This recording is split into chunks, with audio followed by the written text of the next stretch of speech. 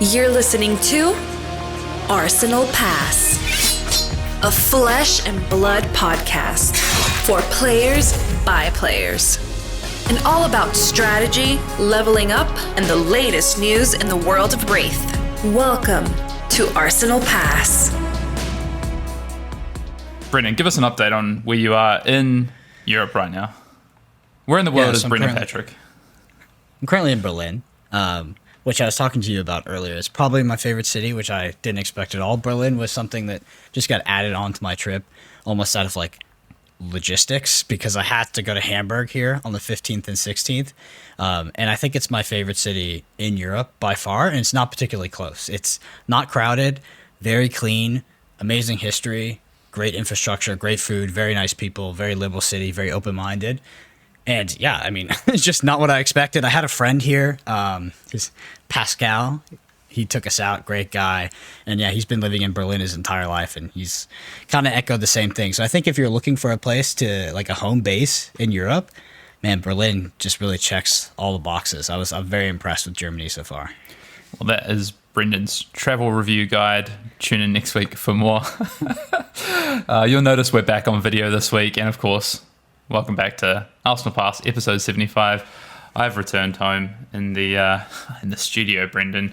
You're in the makeshift studio in Berlin there, still traveling for another couple of weeks.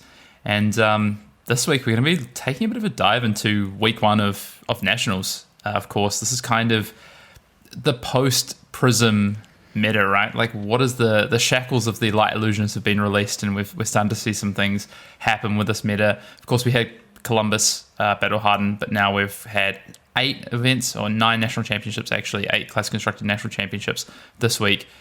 And it's time to ask the question, Brendan, is this the first time we're going to see a control dominated meta in Flesh and Blood? So we'll get into that. Yeah, well, I can quickly answer it by saying yes and no, because Welcome to Wraith was definitely a control meta. Just not everybody else had caught up quite yet when Ninja Drone was burst onto the scene, as they say. Just had to check that box off. So, yeah, Taylor Morrow, if you're listening, go ahead and drink. Yep. Well, we also had the dash meta, right, in Crucible of War, which was pretty heavily, I guess the dash in that meta really moved towards more of a mid-range meta, but a mid-range version of the deck. But, you know, it was pretty controlling for a long section of that meta. But realistically, anything before Monarch, really, did it kind of exist? I don't know, hard to say. Anyway, Brendan, before we get into that, I want to ask, what's your week of Flesh and Blood been like? Yeah, so I've been playing a lot of Flesh and Blood, playing a lot of Talishar online. That is what was formerly known as Flesh and Blood Online, so they moved over to Talishar. Just been really enjoying that program. Like I think I mentioned on the last podcast, I was planning to take quite a long break from Flesh and Blood after the Pro Tour. And yeah, I mean, the ability to sort of jam games casually on my iPad, sitting in bed, completely horizontal, has reignited my love for the game. Also been playing decks that I enjoy. So playing things like Wizard, playing control decks, you know, getting around to Jermai and Icelander, decks that I honestly had pretty much no prep and reps with going into the Pro Tour. So I've actually had a lot of fun doing that. And it's been a cool experience. I played against some really good players, played against a lot of people that knew of the podcast, recognized me off my username on there. I am just Brendan, so if you play against me, definitely say hi. But yeah, great experience. Huge upgrade to Tabletop Simulator, which I personally was not a fan of. Yeah. I mean, it's a very different sort of piece. I mean, yet for me, I've just returned, so yet to really get into any of Talishar. And funnily enough, I mean, I feel like, Brendan, when we left, or when we were kind of in, even before Lille, like the kind of lead up and testing and the conversation we're having with each other around where our heads are at with the game, I feel like in the past couple of weeks we've flipped a little bit. I feel like we've swapped roles a little bit, because I've definitely come back from Singapore, Lille, Nationals. It's been a full-on sort of like 3.5 weeks, 4 weeks almost of just Flesh and Blood, and actually 3 weekends in a row, right, of Flesh and Blood. So I'm starting to feel like a little bit exhausted from that, and I'm looking forward to just taking the rest of this week off. Apart from the content side, of course, just reassessing where I am at with Flesh and Blood, and a big part of that actually stems from, unfortunately, my Nationals experience. Nothing to do with the performance at the event or the games themselves necessarily, but I think suffice to say, it was a big downgrade on the 2021 Nationals, what I experienced this year in 2022 in Australia, unfortunately. And I know there's some listeners of the pod who were there. I talked to them, actually.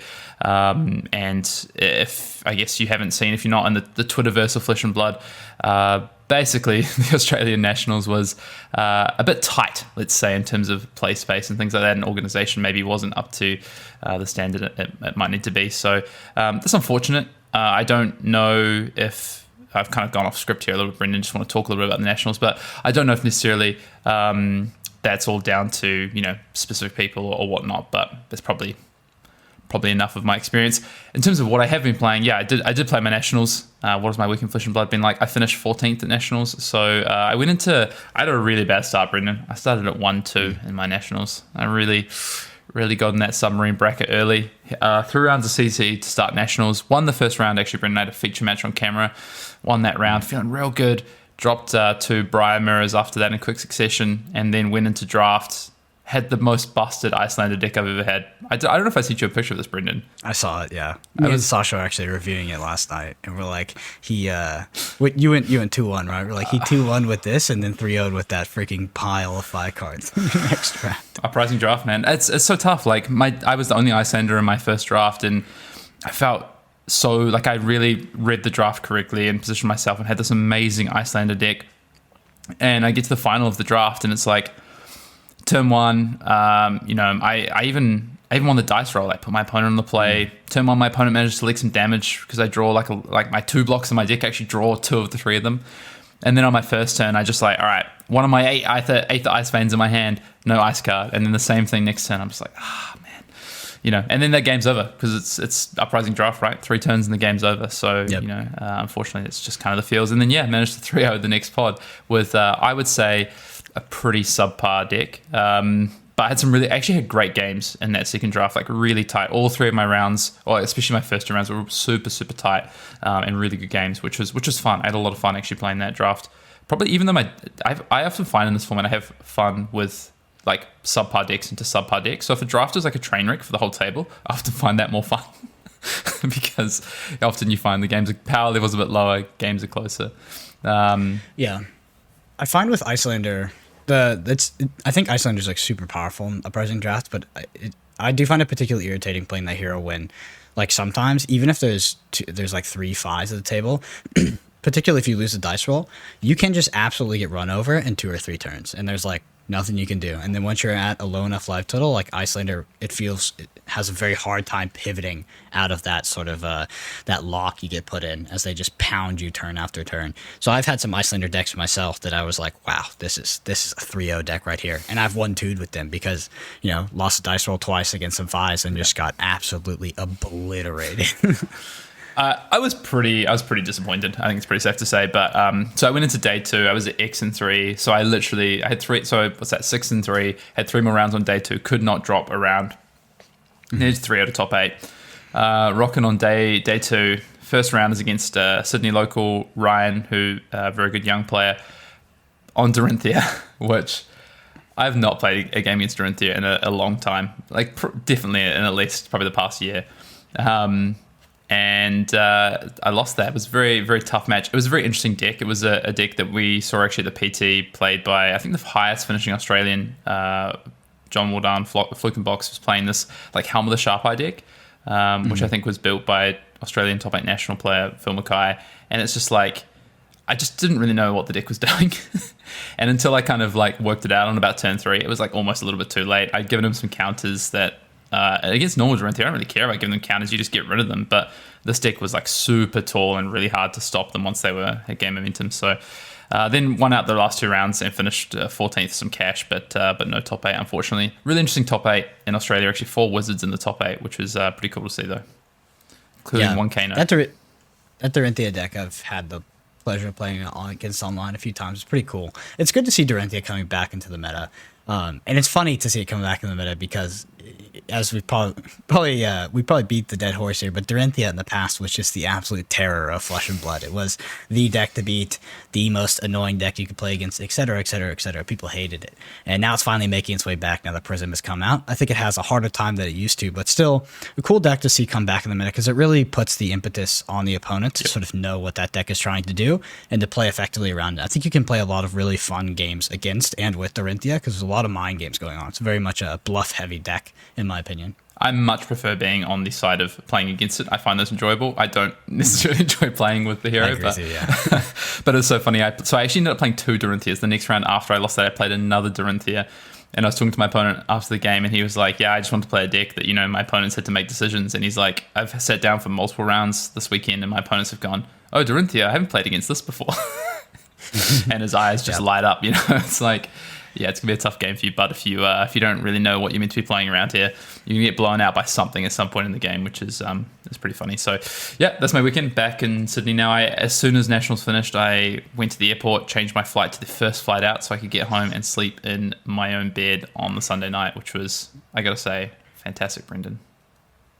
Yeah. Yeah, it's good. Yeah. You'll get there soon. Yeah, I'll get there soon, Anyway, Brendan, should we jump in and talk about the news this week? Let's go for it. There's actually a lot of news on the books, so a bunch of stuff just kind of randomly dropped, eh? Yeah. It's. I mean, I guess the first thing I want to shout out is obviously week 1 of Nationals in the books. Congratulations to all of the winners around the world. A lot of events predominantly in Europe this weekend. Actually, that's a lie. I think there were 3 events in, I guess, in the Southern Hemisphere because we had Malaysia, Vietnam and Australia. So I lie. It's about representative. But congrats to all those winners. Want to give a big congratulations and shout out to my teammate from the Sydney Calling, Nick Butcher, who ended up taking out the Australian Nationals. Was kind of like talking to him through the event. Was on a tear. I think he started like 8-0 or 9-0 and then dropped a few games, but still easily made top 8 and kind of had a good run there. So the one that we talked about last week, Brendan, was this hashtag Flesh and Blood to Brazil. And LSS did drop the announcement that Flesh and Blood in October is going to be headed to Brazil, firstly only in English, but there is events happening in Rio de Janeiro and in Sao Paulo for, I guess, what is a launch of Flesh and Blood in Brazil. Fans eagerly awaiting it. So that's very cool. It's cool to see new markets still being expanded into, third year of the game, and there's so many more markets to go into, and that's before we even, it really feels like Portuguese is coming right at some point in the history cycle, the history pack cycle, as we get to, I guess, second cycle in, I guess it's gonna be mid next year, right? Yeah. Which is cool. Like, I think that obviously it's a huge market, right? So definitely good news and probably going to be a win. I think expanding over to that region, I think they'll take to it pretty well. Obviously a very historically quite an involved region in terms of other TCGs like Magic the Gathering. So excited to see where it takes us in terms of, more competitive players entering the scene. Definitely. I mean, not only Brazil, of course, but Argentina, Chile, so many countries around in South America that, like you say, traditionally have had footholds in TCG. So really excited to see more and more players get on the bandwagon of Flesh and Blood. Actually, really cool seeing in Lille, some players that I recognize from European Magic scene at that event. Mm-hmm. I know Marin Lebear was there playing in the Calling, one of Magic players. A few other faces I spotted, which is very cool. So next up, South America, right? Living Legend changes, Brendan. I kind of missed this one during my travels back, and I think it was kind of the morning of my Nationals that this dropped. But there has been changes to the Living Legend system. Obviously something that we talked a lot about last week in the mailbag. I think we had like 3 or 4 questions about Living Legend and the system in the mailbag episode last week, and we kind of addressed our kind of thoughts. So I don't think we need to rehash it, but maybe just a quick couple of words, Brendan, on the fact that we're seeing some changes and what that maybe means for Living Legend over at least, I guess, this period of time heading into Worlds and maybe into, I guess, Dynasty and say PT1 next year. Yeah, I would be interested to hear anybody that disagrees with my opinion and sentiment that Living Legend is literally just made up as we go. I think that these changes kind of show that, right? And I think that these changes are actually not permanent, and it will be changed again. We see sort of this interesting approach to the numerical and quantitative system of Living Legend, where they've just moved the static variables to different numbers, right? But Flesh and Blood is a game that will still continue to dynamically scale in the future as we expand to more regions, as there's more events, or maybe as there's less, right? Let's say the participation in Flesh and Blood does go down, these numbers still break again. I know we've talked this into the ground, but yeah. In terms of like our sentiments, like, are you happy or disappointed? I would say mostly indifferent. But at the same time, I would kind of push this idea narrative that I have that, yeah, Living Legend is not like an ingenious system. It's not a system that is particularly well designed, right? It's more of just a make it up as we go. I think that Living Legend, although recently with the Living Legend of Prism in particular, and maybe Briar here relatively soon, although these changes do kind of change a lot for the world's meta, particularly, it has resulted in a good change to Flesh and Blood. So I think that Living Legend has had a recent positive effect. But I think overall, in terms of its design, yeah, these like frequent changes that we see and the way they've changed it does seem like they've kind of just made it up as they went, and they haven't really put a lot of thought into sort of the permanence of these changes and creating a system that will scale into the future. And Hayden, I know you have some ideas of like how they could particularly, implement some things that would actually scale. Yeah. I've talked about those. I talked about them last week, which is really this idea of basically a set number of points that I guess are distributed per season, and effectively distributing that based on win percentage through the season. I think is a pretty easy and clean system that requires a little maintenance from Legend Story Studios. I think when you say like make it up as they go along, to be honest, I don't disagree, but I do think that that can be okay. I think if that's the approach LSS want to take in the interim of, still working this out. And James White said that, I think, in not this update, but the previous update to Living Legend, that it was, it was something that was going to evolve at some points. And we've seen that again. So just maybe a bit of an update on that. Yeah, so Living Legend points have decreased for certain events, so Nationals in particular, which is going to... actually, it's funny, they didn't do a side-by-side table on this, so I was trying to look through Facebook because I know someone did it on like one of the fan pages, but I couldn't find it, unfortunately. So I don't know exactly what the decrease is, and I just haven't had time to go and research enough. To be honest, I actually didn't know about this and didn't really know the full extent until basically today. But yeah, it does mean effectively we're going to see Heroes Living Legend a little bit slower than we have previously. And Alex has talked about the life cycle in this article that's up on FabTCG, which you can go and check out, which is, what is the lifespan of certain heroes based on win percentage and things like that, and how many months something would take to Living Legend. And basically these changes mean that the highest performing heroes, all heroes, are going to Living Legend at a slightly slower rate than what we've seen, and that feels, to what Alexis is saying, more in line with how they see it, especially with more events being added, of course, more Nationals than we saw last year, more ProQuest events, more Road to Nationals, more callings potentially.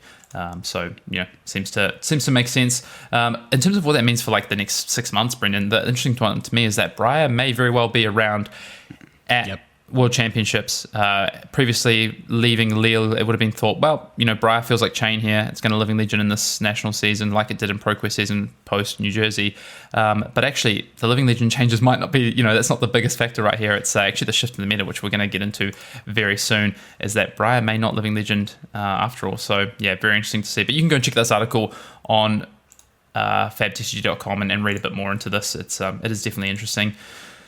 Otherwise, Brendan, I would say, well, I just want to, you kind of said there, but I think the big TLDR there, if you're playing with the World Championships, is not, of course, Briar is most likely to be there, but more importantly, Rosetta Thorn will likely be legal at World Championships, which kind of keeps both Viscerai and Briar at a very powerful level, which, like, I think if Briar and Rosetta had rotated, we would have seen a maybe particularly control-heavy World Championship format, where right now I think that control is viable, more viable than it was, but at the same time I still think that Briar might be the most powerful deck, to be honest. All right, well, we'll get into, I guess, breaking it down, because I think we're going to have some very good discussion based on what we've seen so far in this new meta, this Prismless meta.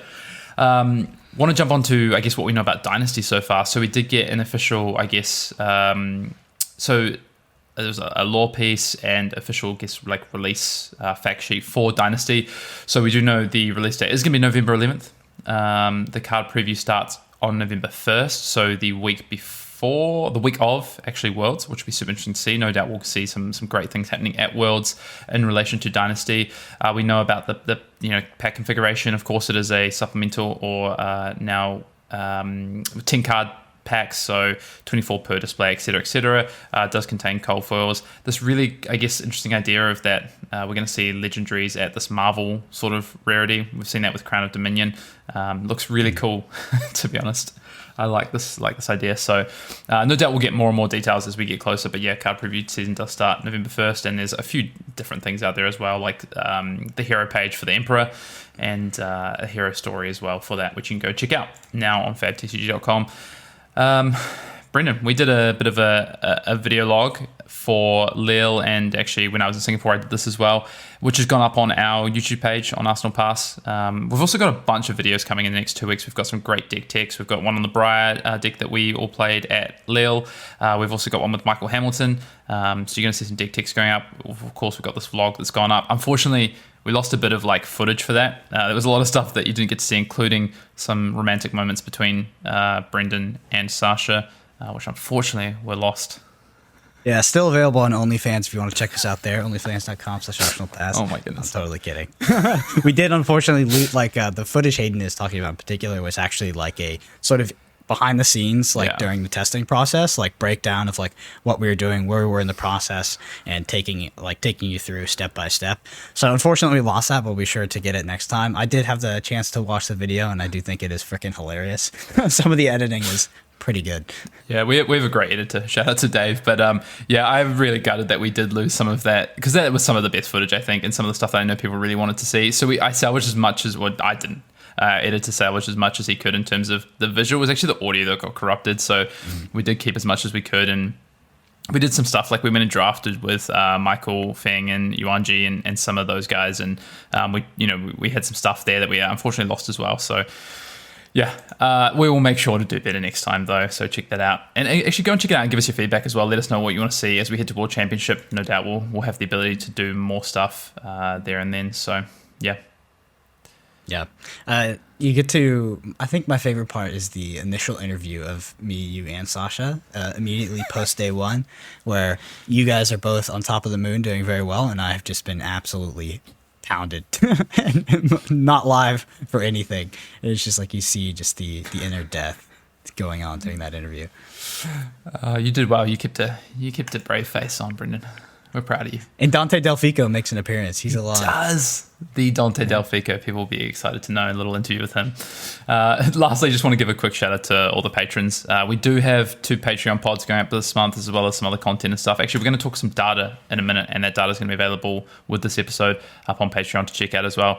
If you do want to become a patron, you can go to patreon.com/Arsenal Pass and join up there for all the extra content we do. Deck techs that go up. We've got one with Michael Hamilton this week. There will be a full cyborg guide and things like that for his Oldham deck, as well as for our Briar deck coming up. So, yeah, Brendan, do have a Commander Cookout question this week. We are back to the grill. I'm back in Sydney. It's spring. It's almost summer. It's, to be honest, still cold. I got a bit of shock when I got back to Australia after being in Europe, in the sunny Europe. But a question this week comes from Doused and Die off of our Arsenal Pass Discord. What's it going to take for my boy Katsu to be tier 1, is what Douse and Die asks. A lot. I think that, so with Katsu, we've kind of talked about it over the few expansions that this has been happening, but I feel like Katsu has ended up getting a lot of side grades rather than upgrades, right? Like, I think that the overall power level of Flesh and Blood has somewhat risen, not in the like really power creepy kind of way, but some of these heroes, particularly the rune blades, just like they tend to go very, very fast, right? And the control decks have been ultra efficient, things like Oldhim with Crown of Seeds and obviously Oldhim's ability, and I think that those have made Katsu put Katsu in a worse place. And while at the same time, the cards that have come into Katsu's card pool have been more other combo lines that you're able to play, rather than this is a strict upgrade. Katsu is immediately, more powerful because of that. That being said, I do think that things like Mask of the Pouncing Lynx are powerful in Katsu, and I wouldn't be surprised to potentially see a resurgence of the old kind of Katsu control deck. So Katsu controlled what, like, the sort of theory behind that deck, and I would say the main theory was based in Dreaded Brutality. That is gone, but we did see the deck have success after that card was removed.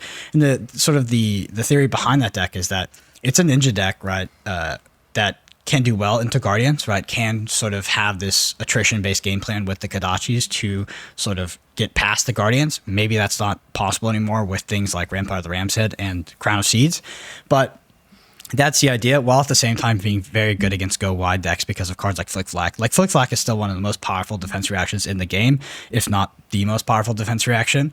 And that maybe combined with something like Wax On and some of these other new cards could make it a viable deck. But that being said, it's got to now get past things like Wizard, which I can't imagine is a very good matchup, and still things like Briar, like these Runeblade decks. Yeah, I guess my short answer would be a talented Katsu would maybe make Katsu tier 1, a bit of an upgrade. The other one, actually, to be honest, you kind of talked about it already, but is like Rampart of the Ram's Head is the most annoying card for any form of Katsu, be it an aggro build, be it a control build, to be honest.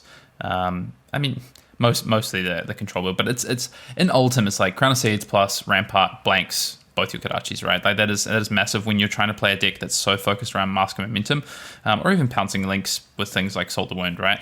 But that's the biggest challenge, to be honest. So Living Legend for Ultim could help Katsu mostly because I think then you have a viable Kodachi strategy, and then you also have this potential maybe just the best control deck in the format after that. Maybe, you've got the defense reactions like you talk about. The other thing I think would be like, so Katsu, I think, needs to lean on its like strengths, right? Which is like Mask of Momentum and this ability to, I guess, Lord of Wind combo. Although that, as we go through the game, that Lord of Wind combo feels weaker and weaker, right, in terms of like just where it stands. Yeah. So I don't know if it's like things being removed from the format is what helps Katsu. I actually at this point, like addition wise, I feel like it needs like a very different direction. It needs something like, it could even be a piece of like a chess piece, right? And you could talk about, well, you've got the arm piece, Shuko, like is there ways to build around that potentially, but it just doesn't feel strong enough, right? So it feels like now you're just behind fire when you're trying to play that aggro build, and as a control deck, it doesn't feel viable. So it feels like, could there be this mid-range kind of combo-y build that comes back into vogue? Maybe, but I think the game has to feel very different for that. So honestly, my answer right now is going to be a talented Katsu is probably the way that we see that become tier 1. A talented Katsu, or there could be some cards that come in Dynasty, right? Like the thing about Katsu is like I don't think that Katsu is going to out damage Fi, and I think because of that, it probably needs more cards like Whelming Gust Wave to draw more cards and punish the opponent for not being able to block. But at the same time, does that really solve its Guardian matchup, or its Oldhim matchup in particular, because of things like Ramparts, Rampounds, and Crown Seeds? So what used to be a favorable matchup for Katsu is now seems to be pretty bad. So I think Katsu needs more just like very punishing on hit triggers. Raw damage, I just don't see it sort of outpacing Fi at this point. No, I agree. I think it's got to be on hit effects or better, more efficient ways to push on hit effects. So maybe a combination of both. Oldhim to leave the format, and Rosetta Thorn to leave the format, and then maybe it does a better job of being a Runeblade. There you go. Exactly. All right. Thank you for the question. If you do want to get your questions in for the Commander Cookout, you can do that whatever way you like. Email us at arsenalpathfab@gmail.com, YouTube. Drop them in the comments on YouTube below. Put them in our Discord if you're part of the Flesh and Blood Patreon Discord. DM us on Twitter. Whatever you want to do, get them in. All right, Brendan. Time to move to the main topic of the show. And the question is, Flesh and Blood's first control meta?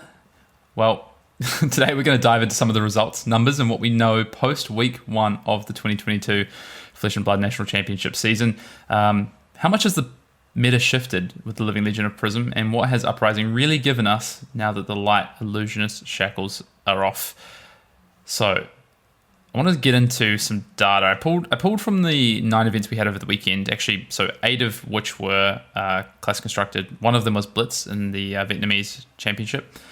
So I've pulled these together, and I just want to give you some stats, Brendan, and us to talk a little bit about the decks that were kind of showing up over this event. So we don't have total metadata, which is really interesting. And the other thing I do want to point out before we get into talking about some data and stuff, because I think it's really important, Brendan, is that first of all, this is top 8 only, so this is conversion. But when you talk about top 8 only, what's really important to remember is that half of this event is draft. Half of the, for a lot of these events, sorry, not all of them, some of them are constructed only, but for a lot of the bigger ones, we've got larger, I guess, data sets of players in these, and you want to maybe take more weight of those events. A lot of them are a mixed format. So Australia in particular, 6 rounds of CC, 6 rounds of draft this weekend was quite interesting, especially when I talked to some of the top 8 players about what their records were. There were some players in there who had 6-0 constructed. There were some of them who had 3-3 constructed. So very interesting to see, including one of the Icelander players. Very good 6-0 draft though. Yeah, all right, definitely. Any thoughts before we jump into data just about, I guess, start of the national championship season? And I think we can just kind of like zoom out from a theoretical perspective. Like, what is it? And we talked about a little bit about this last week, but like, what does it mean sort of fundamentally now that Prism is gone from the format? Well, it really it kind of breaks the shackles on decks like Oldhim, decks like Icelander, even potentially decks like Kano, but I still think that Kano's going to suffer from cards like Oasis or Spite, and, you know, aggro decks still staying in the format. But it gives these decks like more agency participating in these tournaments, because Prism was previously somewhat of a like an auto loss, right? Because they literally just couldn't interact, and there was functionally just almost nothing they could do to actually try to win the game. No tech that they could even put in their deck, so they would just opt to just automatically lose this matchup in order to prey out the rest of the format. So those shackles are now gone. So these decks, while they might not be the best decks in the format, do have free reign to sort of try to implement their game plans, try to adjust, tweak their decks, and have a reasonable matchup into whatever else is participating, right? You might still have 60-40s outside of your favor, but they're not going to be, 0% into 100, which is what Prism was. So I think it cracks up in the meta for a lot more innovation and ingenuity, and as a result, we've seen what looks to be more of a control-focused meta, but that's because Prism really kept those control decks kept them in line, right? So now they're able to participate much more. Yeah, I do also think that maybe, and this is again just zooming out a little bit, and this is actually a bit more fundamental of how we talk about Flesh and Blood, but archetypes in this game, I think this is really going to start to rear its head, because previously we have had aggro. I think is very apt for what decks like Briar, Chain, Fi, these decks have been in previous formats. Control, on the other hand, is not necessarily as apt a term for what we see with certain decks in this game. And when you start to talk about, and I'm talking about Ultim there, but when you start to talk about decks like Dramai and Icelander, trying to put those into an archetypal box that maybe you are familiar with from other TCGs is really tough. So I think we're going to start to see some conversations around. I am honestly expecting us to start talking about some archetypes in Flesh and Blood a bit more narrow than we have in other games, and we have previously. We've tried to just kind of port terms over. So anyway, I want to talk about some of this data, Brendan, and the top 8s and the wins from this week. So as I said, eight national championships over the weekend. Well, I guess it was 7, 8. So we had 4 Ultims take out the national championships. By far the biggest winner, obviously, and I don't think really a big surprise, right? That was kind of the narrative coming into this first weekend, was that Ultim was probably the deck to beat. We saw it. Ultim won Columbus, right? Am I wrong there? Yep. Yeah. I thought Dash won Columbus, actually. I could be wrong. Did it? I'm gonna go and have a quick look. I'm pretty sure Dash ended up winning in the end. Just sort of had a item and permanence game plan, like control based Dash, right, against some of these other control decks that it faced in that top 8. I remember it being sort of an outlier and a surprise. Do you know what? I feel so removed from everything that's happened in the past week. I'm just looking now. I know it was won by Ryan Rich on Ultim. So he ended up beating the Dash in the final. So Dash did make it in to the finals. Okay. Yeah, but the Ultim ended up taking it out. And there was, I think the story as well was, we had 2 Icelander in that Columbus top 8. We had 2 Ultim as well. 3 Ultim, 2 Dramai, and the Dash. So that was the story coming out of Columbus, right? Is this whole a real shift, right? No Rune Blades in that top 8. And to be honest, we're going to get into some data. It's not necessarily a big change from this week. So 4 Ultims taking out the national championships, 1 Briar, 1 Dramai, and 1 Rhinar taking it out as well. But again, I think basically no massive deviation from what we saw last week, right? In Columbus the week prior, Briar does pick up, and then Rhinar picks up a win, which of course I'm very happy to see. In Malaysia, picking up the win. Rhinar's like one of the most played decks on Talishar right now, or at least it feels like it. It's people have been waiting to play some Rhinar. What's your initial reaction as the sort of Rhinar enthusiast that you are? Is this are you coming out? Are you coming out of the coming back out of retirement? Am I stepping out of the Savage Lands? Yeah, exactly. So I was talking to so there was 1 Brute at my national championship, 90 players, 1 at least one Rhino player. I think the only brute. I think it was No Leviers at my nationals. Talked to the only player there, and he's a brute stan, Patrick, and literally only plays Rhino. And talked to him about it, and I said, if this is the time to play Rhino, you need to show me this weekend and show me how and show me why, because I am not having a good time with Rhino right now. I thought Rhino would end up being like quite well positioned, but honestly, I actually feel it's even worse a position because a lot of these decks like Dramai and Icelander, they're super tough. Like, I think if you have like this proactive game plan as Rhino, yeah, you can just win these games pretty handily a lot of the time. But if your opponent is also tested against these, I think they know how to play into this matchup, and it's actually not easy. So, yeah, I don't know. And then Briar and Viscera that are still running around. So, and I don't even think Ultim is that easy a matchup because now people are playing really proactive Ultim decks.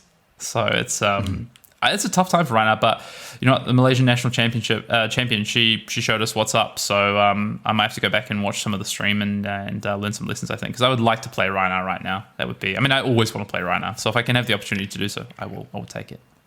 Super funny because I feel the same way about Kano. Like, it's in a worse position than it was previously, but people are playing it more and seem to be having more success across the board with it. Because like nowadays, people definitely have more AB in their deck, like period, just on average. And Oasis Respite is a card. It's literally definitely worse for Kano. Like strictly 100% worse than it used to be. Back when you could play into freaking Chain, Briar, and Starvo, which was that had no AB if you brought it to the Pro Tour. But still, even on higher AB, those were easier matches than Oldhim, Oasis Respite, or, freaking Dramai drops a Thamai on you as Kano. Like, you literally just lose the game immediately.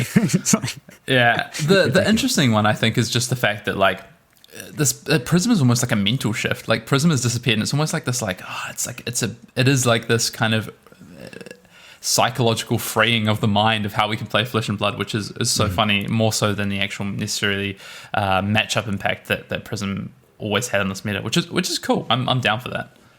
It happens a lot, actually, in Flesh and Blood, where there will be a change that negatively impacts a certain deck, and then for some reason or another, it's like people are just getting this permission to play it, and even though the change is strictly worse for that deck, it ends up doing better, because more people end up getting on it, and then it starts innovating more, and you just end up with a better deck list, and people more prepared on the deck, and it starts just performing well, which I think is exactly what's happening with Kano, and potentially even Rhino right now. Yeah, I think you're right.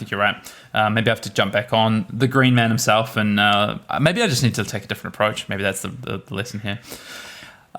So I want to talk about the top 8 representation. So 20% of heroes we saw on top 8 this weekend, Ultim. So the highest number of heroes into top 8, 21% Ultim. I don't think a surprise, right? Like you said just before, continuing the narrative the weekend before, Briar, the second highest representation in top 8, 15% of the top 8 meta, the Nationals week 1, and then Icelander coming in third with 12%. I guess, is that kind of what you might have expected, slightly different? Is that the kind of... To me, that makes sense, right? Like, I expected Briar to be the premier aggro deck. I expected Ultim to be the premier quote-unquote control deck. And I expected Icelander to be this deck that's gained traction as, like, this disruptive deck that has this, like, combo finish into control decks.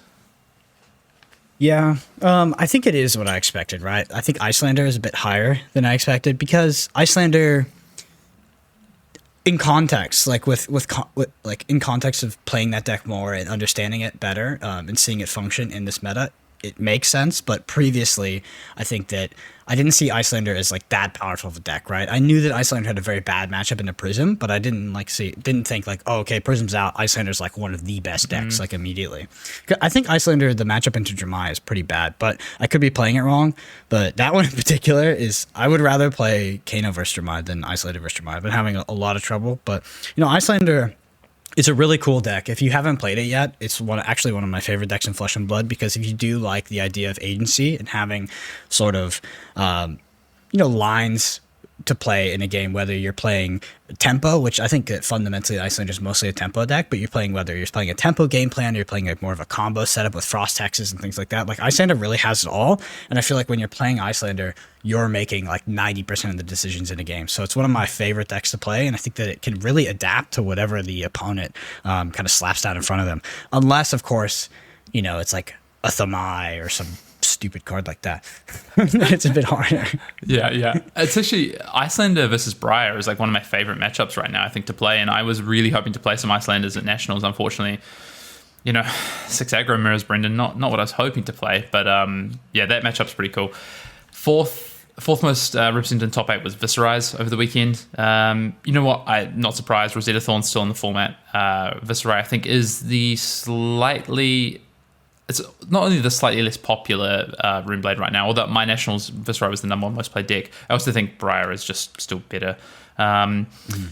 Fifth, we have a bit of a tie. So 4 entries total into top 8s over the weekend between Dorinthia, Dash, who else had at here? Fi and Dramai. Interesting. And I think these sitting in this position is like really accentuate or really shows you what the fringe of like the meta is right now in terms of decks that are competing and doing well, but maybe aren't going to show up in big numbers in the form of Fi, Dramai, Dorinthia, and Dash. Yeah, it's interesting because I think like the most legit decks out of those are probably Dramai and Fi. Fi, I'm kind of taking on the word of some other players that are that I respect that are on the deck, but I feel like Dramai is super powerful. Like that deck seems very good. I think that the optimal deck list has maybe not been found quite yet. I've seen a couple things floating around, but it's a lot of the same stuff. A lot of people unpacking most of the dragons and playing a mostly red line deck, but I've seen some introductions of some cards online that I think are particularly good that maybe haven't taken mainstream yet. And I think the ceiling on Dramai can be quite high, which is I had the joy of playing some Dramai on Talishar, and I think I played 3 Dorinthias in a row, and that matchup is really annoying. Really? Until you figure out, because they just get counters off of your dragon. So basically, you just have to play a different game plan, with not just dropping dragons. Sort of as you can't just play out your hand and like drop the dragons. You'll Just lose the triple game. dragon. So yeah, just triple dragon. But I think that Dramai out of those 4 has the highest probability of breaking into sort of higher meta and win percentage. Well, you famously said when we reviewed the 3 heroes for Classic Constructed that Dramai was going to be the hero that had the highest ability to make an impact on Classic Constructed. Of course, you promptly ate your words as Fi just dominated the metagame for a short period of time before the Stubby Hammer is banning. And then, of course, Icelander was the next to rise. But Dramai is on the rise. My Nationals featured Dramai. We saw, of course, 2 Dramai in Columbus. We saw Dramai win a national championship this weekend. The hero is powerful. It does powerful things. It has permanency to play on the board. So that is a thing. That is something that we're going to see. I think you're totally right. Dramai has quite a high ceiling and is quite an interesting. It like fixes a lot of the issues I had with Illusionist in the form of the Light Illusionist and Prism, but also a little bit of a difference in the game. Right, requires these resources in the form of Ash, plays slightly differently, has these ways to attack it. Which is quite cool. Last bit of data I want to talk about before we just jump onto like some questions and some analysis of this format we're seeing right now and where we might be going next with Nationals this season is Bravo is then the sort of next represented. Pretty low, I think. Only 3 decks reaching top 8, 6% of the top 8 share of meta this first weekend of Nationals. I don't expect to see that change. I think Bravo, honestly, and we'll talk about it sort of into the questions, but is not impressing me. And it was actually quite highly played at my Nationals. And I was thinking about why you play Bravo right now, and I think the options or the reasons are narrowing, with the sort of Fi decreasing and things like that.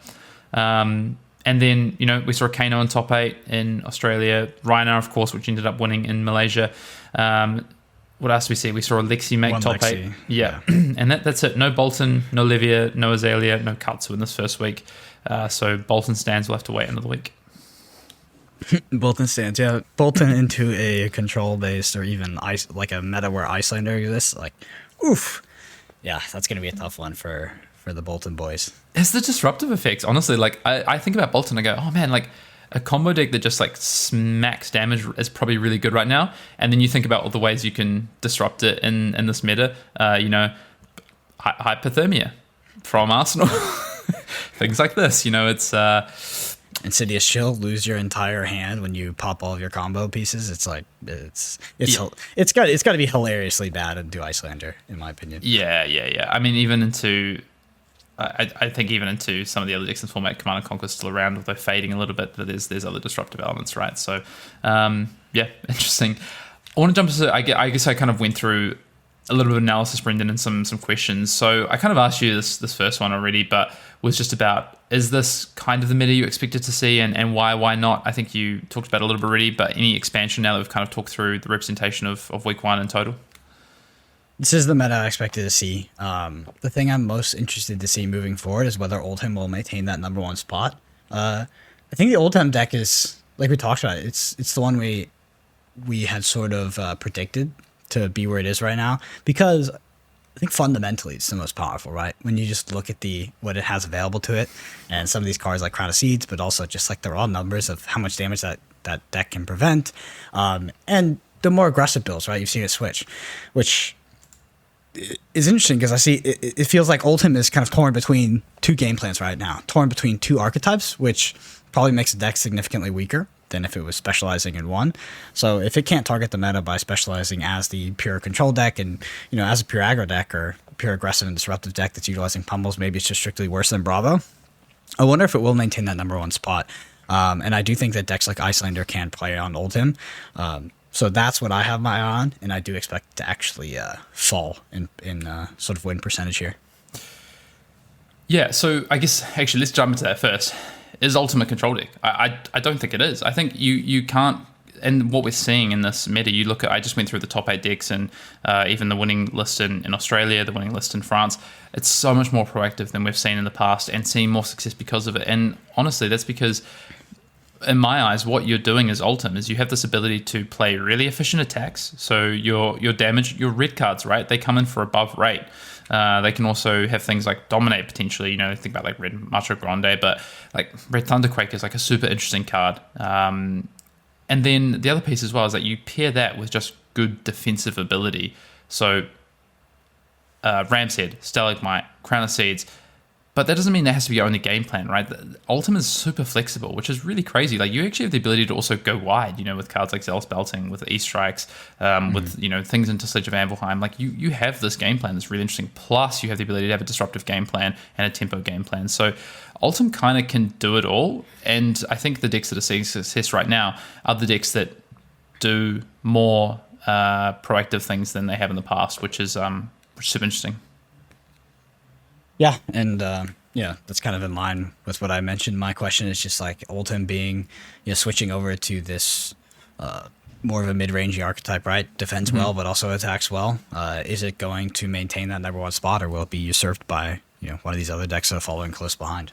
Yeah, in theory, right? If you move more towards the middle, decks that go extreme one way or the other should be able to take advantage of that, right? So in theory, a deck like Dramai, like if you're not aggressive enough, then in theory Dramai should be able to take advantage of that, right? Icelander likewise, if you're not aggressive enough to pressure the Frost Hex abilities of the deck, is that good enough? And likewise on the reverse side of that, if you're not defensive enough, you can't deal with these really strong Channel Mount heroic turns and this ability. Like if you can't disrupt that deck enough, and you can't be defensive enough and you're stuck in the middle, do you become weak to that as well? So yeah, I'm really interested to see how people respond to what we're seeing Ultim do. Or is it just a case that actually we're wrong and Ultim is just too efficient and just too slightly too good on all these axes that it kind of doesn't matter, too consistent? Exactly. That would be the answer, right? Like if it can maintain the number one spot while being a deck that both attacks and defends, it's probably just because its cards are just overrate across the board. Yeah, consistent. It's just the best deck, right? Yeah. Crown of Seeds and the 2 shields are very, very good. Want to look at next the decline of Viserai and Briar. So of course Briar wins Pro Tour Lille, is half the top 8, is the deck of the event. We also see Viserai, still doing well. Yet we come into Nationals right now and we see, somewhat of a representative drop-off of Briar in these top 8s, but definitely a drop-off in conversion. That's a bit more anecdotal, but I know at my Nationals, about 20% of the field was Viserai, 15% was Briar, and in the end, no Briar in top 8, one Viserai in the end in our top 8 in Australia. And we see it across, the board, a real drop-off in Briar top 8s. Why? Basically, why is this happening? Good question. I asked the same thing on Twitter because, of course we could be wrong, but I still think that Briar is the best deck. It's still doing the same thing. It's still pretty busted. But I remember D-Rude responded to my tweet asking about this, and he said that it was because of inclusions of cards like Hypothermia and Oldhim that might be swinging that matchup a bit. But I still, like, really, the Briar deck that won the PT is still here, right? And some of the other Briar decks that are floating around, even the one that you played, Hayden, still around, still doing the same thing. So I don't know. I can see Briar kind of resurging to the number one spot here. It's obviously at 15%. It's kind of teetering there. So maybe a small enough sample size. People sort of reacting a bit too strongly to the Columbus results. Maybe swinging into that control meta because it is more exciting, or it is like the flavor of the month at this point. I still think that Briar fundamentally might just be the most powerful deck in the game and might come back to number one here. Viscerai, on the other hand, I don't think so. I think the Viscerai is a worse Briar. Like, I genuinely think on almost every front, it's worse than Briar. Viscerai is like a deck that has like, you can play these 3-card hands, right? And that's really good. And sometimes you just brick and it's not super consistent, even though I think people like to think it is super consistent. It has consistency issues. But then it does this thing with like 3 cards. It's above rate. But you've got decks like Ultim that are playing in that space right now, and without a kind of spike ability that we've seen with previous Viscerai builds, I agree. I just don't think it's a key player in this meta right now.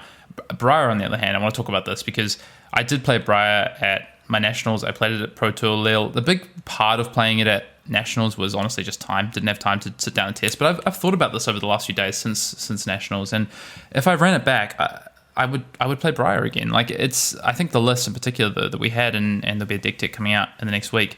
I felt really good about it. What I think is kind of happening with Briar right now is that there's cannibalization within these aggro decks. Like, I played 6 aggro mirrors at my Nationals. I think I played 6 aggro mirrors or 5 in Lille, and you know what? It really doesn't feel like you get to play a lot of flesh and blood in those games. Decisions don't, there's not a lot of play, unfortunately, and you can give yourself some edge, but you can't give yourself that big an edge. Like, you can't really get yourself to, two good players sit down on, aggro decks. It's really hard to get above 60% into those matchups, unfortunately. You can give yourself a slight edge, but giving yourself a big edge is, I think, almost impossible right now. But I do think you can give yourself edges into decks like Icelander. I think you can give yourself edges into decks like Ultim. So I do think that a bit of the cannibalization is like, what's happening is aggro cannibalization in those. The other piece as well is that I think with a wider sort of meta of decks that can actually have plans against Briar. So you talk about Hypothermia, Ultim, you talk about, Icelander. I think those require 2 different strategies, right? So can players fit both those strategies into their 80 cards? Are they prepared for those? I think that's where we're seeing Briar right now. I really do expect Briar to perform a lot better towards the back end of this Nationals, because I agree with you. I still think it's like fundamentally very powerful. Mm-hmm. Yeah, and I think that there's some tech in Briar that you can play. Gotta give a shout out to Zach Bunn here. He spilled the beans at Pro Tour, but Crown of Seeds in Briar against things like Icelander and Icelexi, it's so freaking strong. Like, it's so good. And I think that as people add that single card into the list more, like, that will drastically shore up the Icelander matchup, or just give it a lot more percentage in favor of Briar. Unfortunately, I didn't get to play any Icelanders at my Nationals. I was feeling good about that matchup, thanks to Brendan and Sasha giving me some last-minute testing, and got to get some reps, and I felt pretty good about the matchup, actually, and I really enjoyed the matchup as well. So not only did I want to play it from an enjoyability standpoint, but also was preferring to see that over aggro mirrors. But yeah, definitely, I think there's ways to look at these. I think the thing is that we've seen people go to the drawing board with Ultim, with Dremai, Icelander, and think about like how to attack the perceived meta. I do honestly feel like the Briar decks I've seen the last few weeks, people just running back the same lists. And I mean, I was somewhat guilty of that. So I think we'll see some change and some people looking at what Briar can do. And probably Viscerai as well, although I agree with you. I think Briar is probably the go-to right now. Is this the return of Dorinthia? Is this the return to Dorinthia? I think so, actually. I think Dorinthia is good in this meta. I think that Dorinthia is a deck that comes into a meta, performs well, then starts to perform better, and then progressively starts to perform worse as people relearn how to play against it, and God forbid, actually tech against it as well. So, return of Dorinthia, yeah. The return of Dorinthia, yes, but will it be? Do I ever foresee it being the number one deck in this format? Absolutely not. Yeah.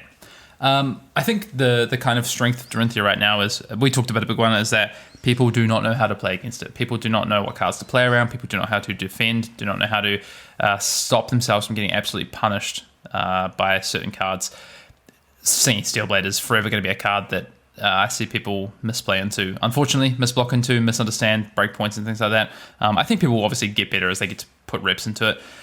Glistening Steelblade is a ridiculous card, and I think that single-handedly, that printing of that card in the Classic Battles has put more power into the deck, put more powerful turns into the deck. And then the other card I want to talk about is Humble Sharpeye. Having now played against that card and seen just the threat that card has, you like playing against it when you're playing against a deck that you know can reliably hit a card that's going to impact that turn, by giving go again or giving a boost to the attack or allowing them to potentially go even wider is really scary. And I think the other piece of it is like seeing Twinning Blade be utilized in an even, that card is so scary. Like now you have Dorinthia on a standpoint of like you can be damned if you do, damned if you don't, which is pretty crazy. Yep, we had a little bit of that in the past with things like Spoils of War, Command and Conquer, or like also Twinning Blade Glints. Like it was a lot harder to pull off, but we had that. The thing about funny thing about Dorinthia, what was I gonna say? Oh, I totally lost it. It was on the tip of my tongue, Hayden. That's right. But, I was gonna say Helm of the Sharpeye. It would go so well with that card from Crucible. What's it called? Unified Decree. Yes, yeah. I've seen Unified Decree in these builds, and I'm finally going to be proven correct, Brendan, about how good Unified Decree is. So, yeah, definitely. Here we go. You've also got access to more cards. Like you've got Run Through. You've got the blue card that gives Go Again from the Classic Battles. I've forgotten the name of it, but you've got these more cards that can play into this archetype as well, which is super cool. I want to ask you about Dromai because you've played a bit of Dromai. I still haven't played a lot of it. What is Dromai's role in this meta, and exactly how good is this hero? What actually are its bad matchups and good matchups is the question I want to know. So Dromai, I think that it has a bad matchup potentially. Does it prey on Oldhim? Is I guess a big question. Does it prey on Oldhim? I don't know. I haven't played the Oldhim matchup, so I honestly couldn't say. I haven't played too much Dromai. I've just been surprised at how much I've been able to just run over some of my opponents. Like literally play out my hand and run over my opponents. I've been surprised at the deck's ability to do that. It can obviously fatigue things like Dash as well. Dash has a particularly bad matchup into it, from what I understand. And I was mostly surprised just like, it's in line with me just dumping my hand and running over my opponents, but just how fundamentally powerful that deck was. Like, it seems like a deck that, at least the list that I was playing, didn't seem like it was 100% tuned. Like, I didn't feel like I was playing an optimal version. But at the same time, like, I went in with very little knowledge of how to play that deck. I watched the deck tech on Mansant's channel. I forget the player's name that he was doing a deck tech with. I watched that deck tech and a few tips on there, and I was able to absolutely dominate the mirror because of things like Asvali and Necria pinging to get Ash. A big Ash economy in that mirror. But outside of that, just absolutely steamrolling some of my opponents by just playing out my hands, which it's a good sign. Cadaverous Contraband. Good. Anyone? Cadaverous Contraband. I didn't have that one on my list. No. I saw that on my nationals. Thought it was juicy. Okay, yeah, Dromai is interesting to me. I think obviously fundamentally more powerful than maybe I thought, and I'm interested to see kind of where that plays into this meta. I watched some Dromai players playing at my nationals, players that I think are good players in my country, but picking up and playing this deck, and I think it's a harder hero to play, I think. Like, you were talking about just the fundamental power of it, and you can just run people over. I agree, but then there's a lot of nuance. Like, the mirror, I think, is quite interesting. Playing against Guardian seems quite interesting, and playing against Briar in particular is quite interesting to me, because I don't think that's a good matchup, but I was watching a player at my nationals play into Briar and having a pretty good time just playing really tight with some interesting lines. So, yeah, interested to see where Dromai goes from here. Icelander, I want to ask, is this just a hero that preys on unprepared heroes, or is it actually the real deal? Like, I think about the matchup into Ultim, and I think about I watch people not playing Heart of Ice, for instance, in that matchup.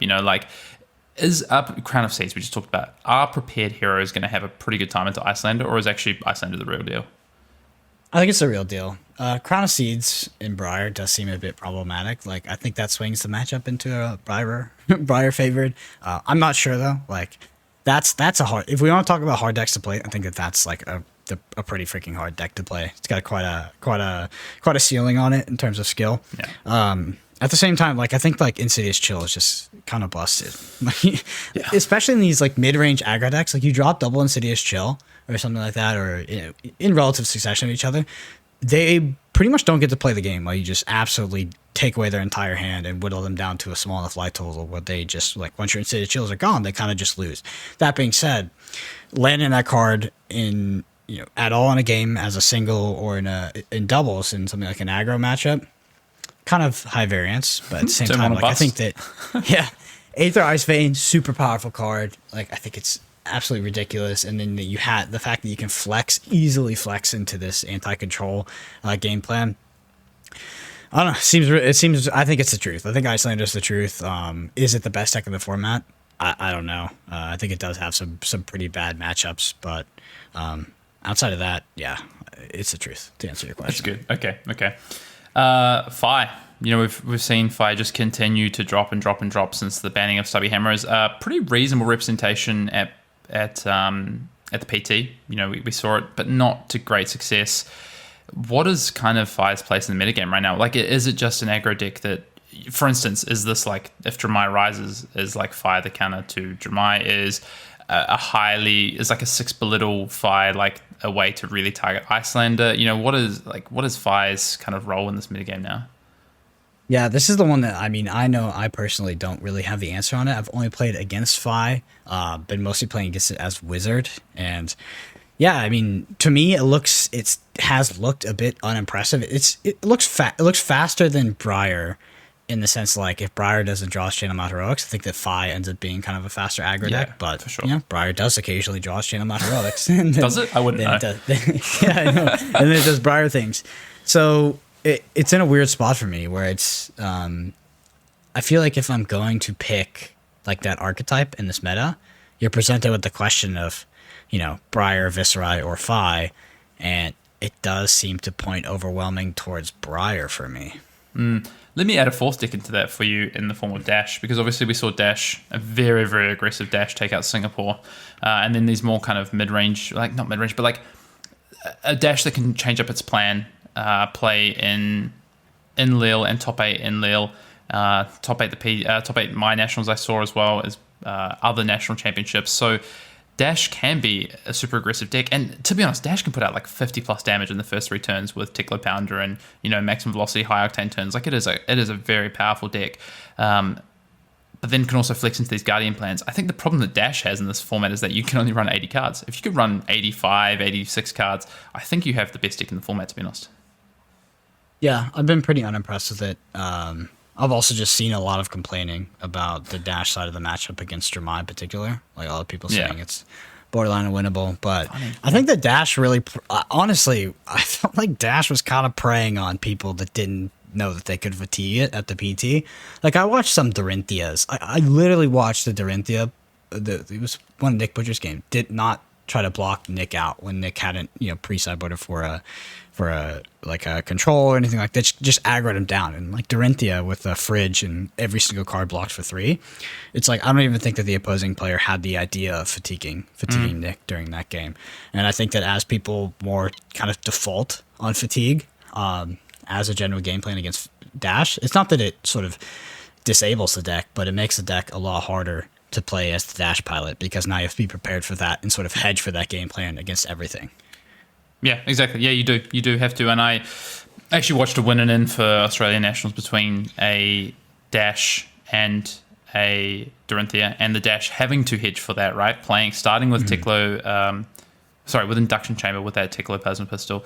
And that game just being a lot harder because of that. Because, yeah, you can, like, say Dorinthia, right? It's like, cool, okay, I can run these defense reactions, but it's like, actually, do I have enough space to be playing all these defense reactions? Like, my problem with heading into Pro Tour Lille is that, New Jersey, is that I was pretty high on Dash, but you couldn't really, I felt like you couldn't have both this really controlling plan and this really aggressive plan because you don't have enough cards. So one of them's got to be sacrificed a little bit, and you have to decide in which way. Is it like, okay, my ceiling on my damage on my aggressive plans gets sacrificed a little bit, I'm a little more susceptible to fatigue, or I've got to sacrifice, some number of removables or something like that. It is really tough. So Dash is interesting for me. I think we can continue to see it to put up results. I just feel like in its current form, it's going to struggle to be the best deck in the format, although I do think it's a really good choice still. Like, I wouldn't fault people for choosing to play Dash, and it was on one of my considerations, but at the end of the day, I just feel there's just slightly too many things that I can't do with Dash right now, and people know how to play against it more.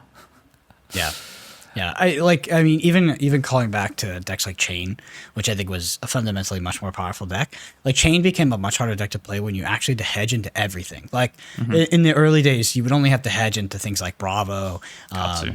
and I guess like Prism, yeah, and like Katsu, right? Katsu was like the big question mark. But then you had to start hedging into freaking everything because Rhina. Dorinthias and Reinhards would fatigue you. And it's not that I think that you were still a better deck than them, but it made it so much freaking harder, and it gave you your deck had so much more glut in it that it had more chance to just put out crap damage in the first 3-4 shackles, and then you had a lot more work to do in the late game. So I'm sure Dash is kind of going through the same sort of process here, where people have now realized that this fatigue game plan is a choice, and you start seeing decks that aren't built to fatigue you. Well, we know the answer. Luke Badger would say cognition nodes. So there you have it. You're just going to spoil the world's deck like that. Oh, God. Sorry, I need to keep on with my hat, wasn't I? A couple more things. Bravo, just a worse ultim now. I mean, Dominic seems pretty irrelevant with Phi, dwindling in the format. It seems like what is most relevant is proactivity, damage, and an ability to defend better on your off turns, which Bravo doesn't do as well as ultim. I would rather play into Oldhim as Briar than That's Bravo true. Me too. Any day of the week. So I think if Briar resurges to be the number one deck like I think it will be, maybe Bravo has a place there. I assume the Bravo matchup into Oldhim is pretty bad for Bravo. Yeah. And I'm not super well versed on Bravo's entire matchup spread, but I do believe that Bravo into Briar and Bravo into Phi and even Bravo into Viserai, pretty good matchup for Bravo. The least of those being Viserai. Yeah, Viserai. As a Viserai player, I'd rather play against the Bravo. To be honest, I think it's a good matchup. I think the Ultim and the way we're seeing iterations of Ultim right now is not a particularly good matchup.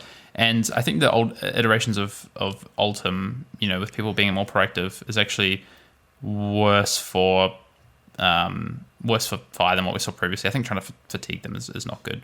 Briar, I think it's around the same. I think turns where they find a natural Oaken-Old, or they find a good pummel when you're kind of on and off turn, those are tough. But otherwise, I feel pretty good in that matchup. And if they try and fatigue you, I feel really good in that matchup as Briar.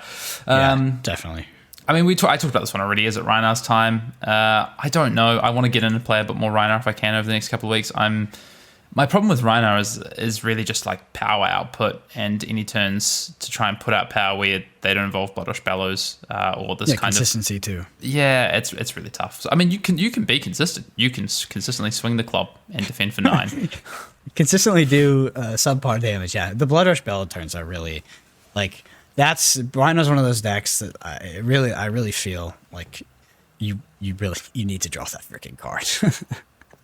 Yeah. A little bit like Chinaman Heroic, maybe. But I guess you also have other cards in that deck and better off turns from an aggressive standpoint, anyway. Last one. Lexi has disappeared, but could a solved meta see a resurgence of Lexi heading into the end of Nationals and the World Championship? Maybe.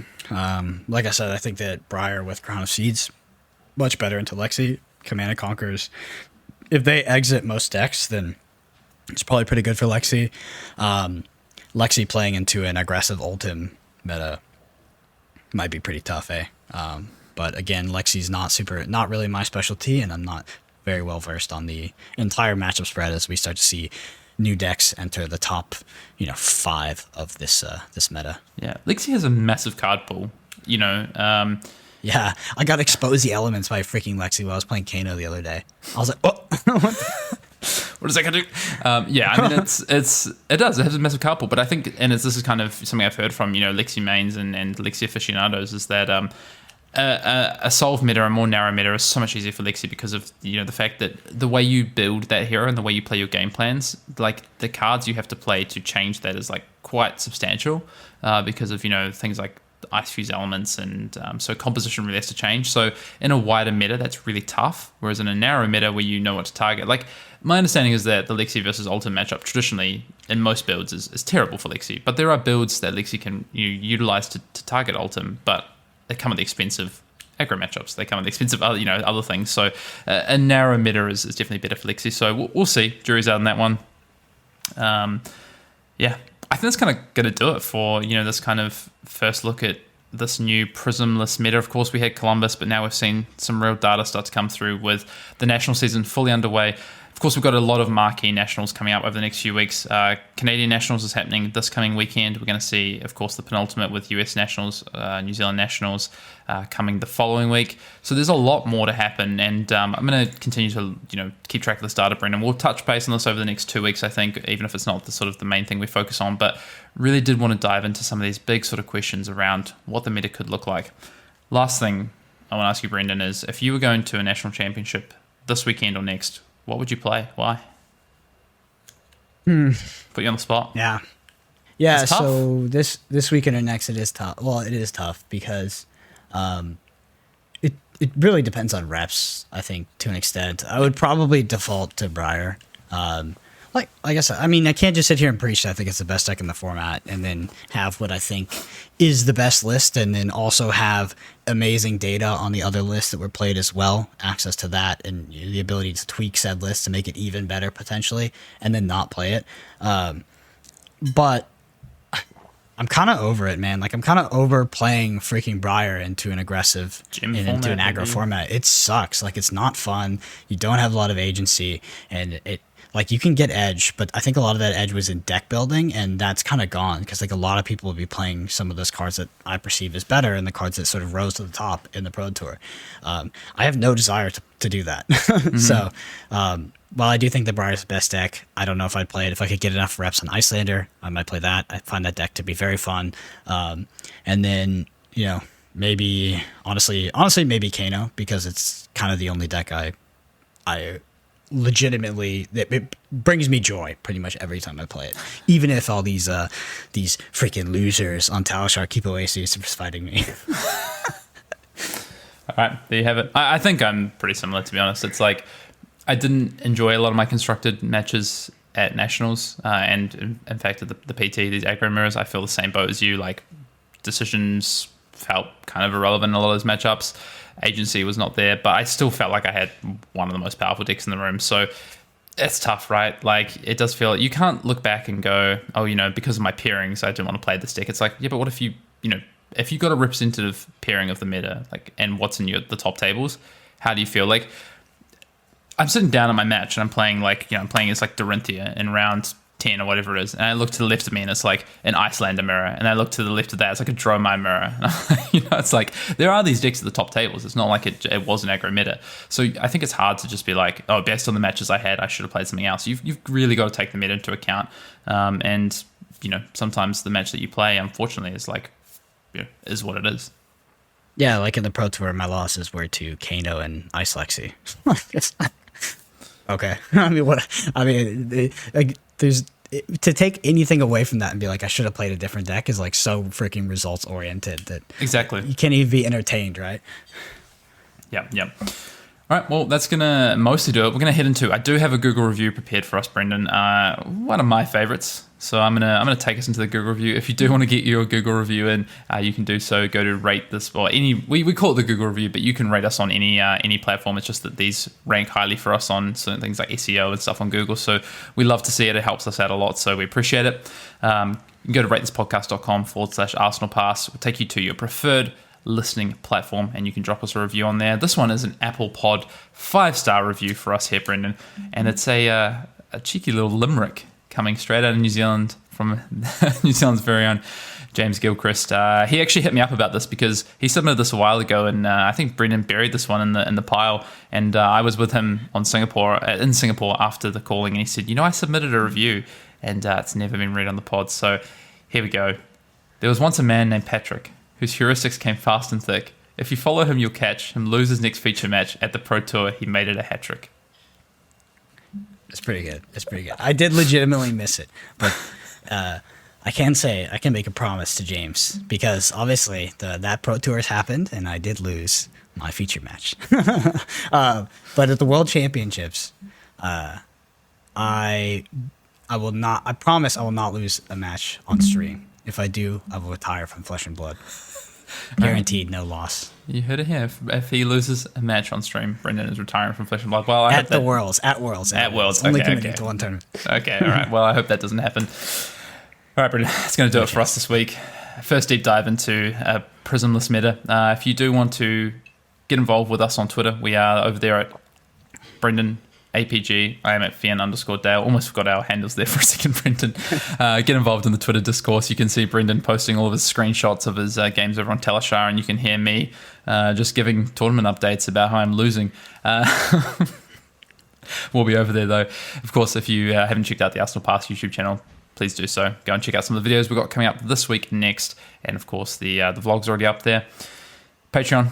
If you do want to join Patreon, you can find the link down below on YouTube and on your podcast service. Until next week, Brendan. See you then. See you, everybody.